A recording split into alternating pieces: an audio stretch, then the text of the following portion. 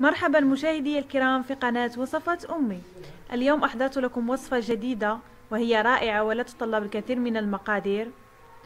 إنها سهلة وبسيطة وترافقينها مع الشاي. في إناء أضع بيضتين من الحجم الكبير وأمزجها قليلا بالخلاط اليدوي. أضع نصف كأس من زيت المائدة، قليل من الملح، ملعقة صغيرة من السكر أو تريدي استطيعي إضافة ملعقة كبيرة من السكر، ملعقة صغيرة من الخميرة الفورية،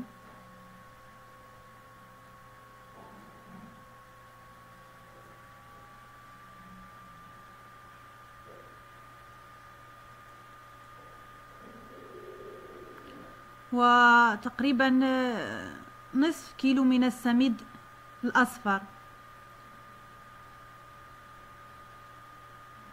أمزجهم قليلا بواسطة الخلاط اليدوي وأضيف الماء تقريبا كأس،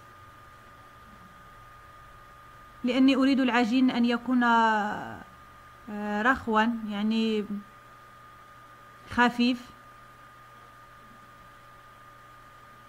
هكذا.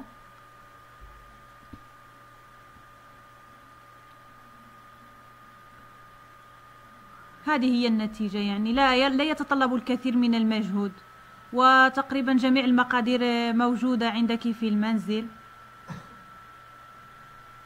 الآن سأضعه يخمر أو يرتاح لمدة تقريبا 10 دقائق، وعلى نار هادئة أضع مقلاة وأضع فيها الزيت حتى يسخن الزيت. بعد ذلك أضع بالملعقة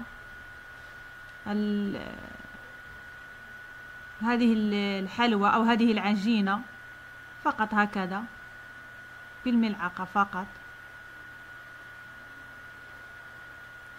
أحركها من كلتا الجانبين وأتركها يعني تنضج حتى يصير شكلها أحمر. لا تتطلب الكثير لا من المجهود ولا من المقادير، فكل شيء سهل وسريع وبسيط.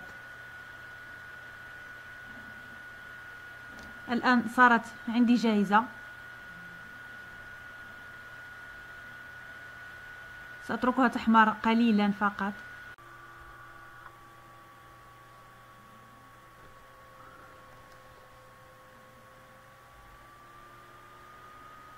فهي تتقدم مع الشاي في الصباح أو المساء. وهناك طريقة أخرى تتقدم يعني تقلى بدون زيت، سأريكم في فيديو قادم إن شاء الله. وهذا هو الشكل النهائي بعدما نضجت، هذا هو. أتمنى أن تنال إعجابكم، وشكرا على المشاهدة، وإلى اللقاء في فيديو قادم إن شاء الله.